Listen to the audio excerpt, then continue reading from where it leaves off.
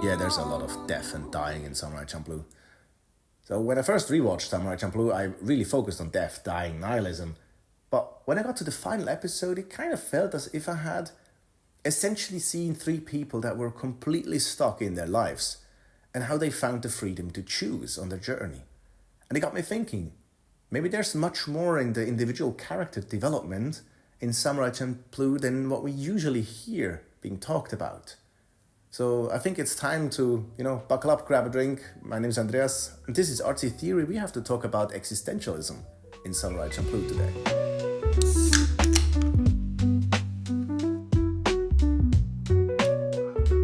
So being stuck is an awful feeling. You don't even know why, and let alone how to unstuck yourself. It's a weird sensation, but it seems to happen to all sorts of people. I mean, life does not care whether you are 30-something regretting their life choices, or, a 50-plus that just grinds through life. Now, I felt stuck once in my life like never before. In hindsight, it was for about 10 years. But there was one day in the middle of the first semester during my studies, and the guy just asked, very innocently, what motivated me to study chemistry. And I didn't know. That night, I cancelled all my studies and I signed up to courses on art history and philosophy. It's just simply not a marketable skill. You should never spend that much money on something like that. I mean, this one is just, it's painful. Could be worse. So Fu experiences this moment as well, this ignition point where she changes the trajectory of her life through an active decision. She's probably the most mature one of the three in some regards, even though, her communication skills are really bad. But it's a fictional story. I'm okay with pigeonholing, for the sake of my point. What is lovely, despite the many setbacks she experiences throughout the story, Fu's unwavering determination bases on this concept of the leap of faith. She embodies courage to pursue her goal. The path was just too scary to even start walking. I mean, if she'd known what will happen to her, I'm not sure if she would have taken the path. I mean, she has a gruesome path to follow. But her quest forces her to confront not only her past and, her own vulnerabilities, but the challenge really changed her, and ultimately all three of them. So Mugen, Jin and Fu ultimately pursue the same path, they just have a different starting point. Now, this different starting point is pretty important actually. You see, I differentiate quite a bit between the overarching theme of Samurai Champloo and this individual subtle character development that we're talking about right now. So, the overarching theme of Samurai Champloo has a lot to do with clashing of cultures and also camel.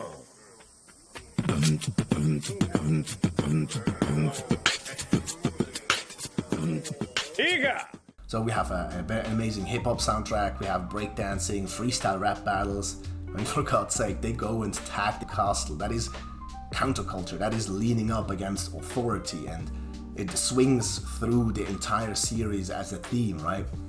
And this clash of culture is just very prominent and given by the writers from the story, and we see it also in the characters themselves. So we have Mugen, for one, that is from the Ryukyu kingdom, so he's very wild and almost anarchistic, I would say.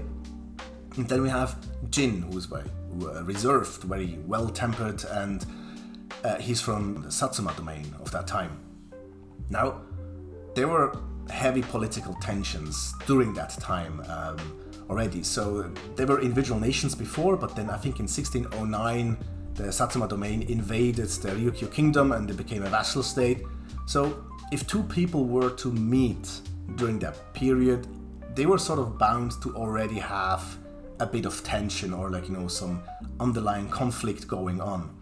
And if you add on top of that their character traits are basically polar opposites, they're just bound to have a massive culture clash. And that is exactly what happens in the series, and they have to resolve this throughout all those episodes up until the point where they come to a conclusion that they can accept the other, their culture, and sort of, live and let live and go their own way. And I think this as an overarching theme is very prominent. It's what we also see academics write about, like, postmodernism in Samurai Champloo and this sort of stuff.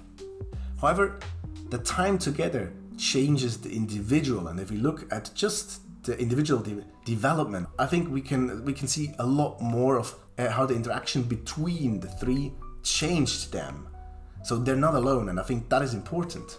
Throughout their journey, Mugen, Jin and Fu's interactions serve as a catalyst for their individual growth. So their dynamic highlights an interesting theme that Heidegger describes as the being with others. And each character's personal struggle is influenced by their relationships. So it emphasizes the interdependence of self and others in the process of self-creation. These interactions force the characters to confront their own beliefs and decisions, leading to profound moments of self-realization. So for instance, the bond they form challenges Jin's rigid adherence to tradition and purpose, and at the same time Mugen's solitary way and longing for freedom shifts slowly towards thinking of others. His near-death experiences and the confrontation he faces towards the end of their journey force him to reflect on the meaning of his life and the choices that led him here. And it embodies Heidegger's idea of being toward death, where Mugen faces the consequence of his previous choices and takes a stand for Fu at the end. This aligns with Sartre's concept that existence precedes essence. So Mugen realizes that his essence is not predetermined, but shaped by his actions and choices. It does take him longer though than the others to understand that. And we see it in episode 17 where Jin finds Fu not having drowned after they split, and they both ask, what about Mugen? And not until, I think, episode 21 it is, when Mugen chooses to actively save Jin, and Fu risks her life to protect Mugen. So the trio becomes much more authentic. Also their resoluteness increases. Resoluteness on this view does not mean becoming rigid, and holding fast to a chosen identity, because my self-understanding is always insecure. So my self-understanding as it is right now can come to an end at any time. I mean, the journey can completely change me. So to paraphrase Heidegger, understanding that existence is a situated process of self-making, whatever values or meanings I commit myself to, I must also be willing to let go or give up on them depending on the circumstances of my life. That is, to hold myself free for the possibility of taking it back. For this reason, authenticity requires a readiness, an anticipation, where we passionately hold ourselves open and free for the inescapable breakdown and emergencies of life. So it is, in Heidegger's words, an impassioned freedom towards death, not a longing for it, which is also how the path of Mugen and Jin ends. Ultimately, they smile at death, and with it the three find an end to their search, and they find the freedom to choose, an impassioned freedom. And here their story ends, at a point where they start to actively create purpose and meaning in their lives. So Sartre and Kierkegaard both emphasize that we are free to make our own choices, but this freedom comes with responsibility and anxiety. That's why it can be so hard to choose in the first place, right? And that's the core message of existentialism. Existentialism means that our individual purpose and meaning is not given to us by any authority, neither gods nor governments, teachers or anyone else. Taking charge of your destiny and crafting identities without relying on predetermined notions or societal expectation. That is often a process, right? Our own hero journey. And we can see ourselves in the characters we watch, and it can be that little push that we need. And what appear to be crazy fights and adventures are ultimately only single episodes or little story arcs in the grander view of the series we call life. And if we do, we might realize that we have no idea what we're capable of, and we have no idea what our future versions of us will be capable of. So, thanks for watching. Now get out of here.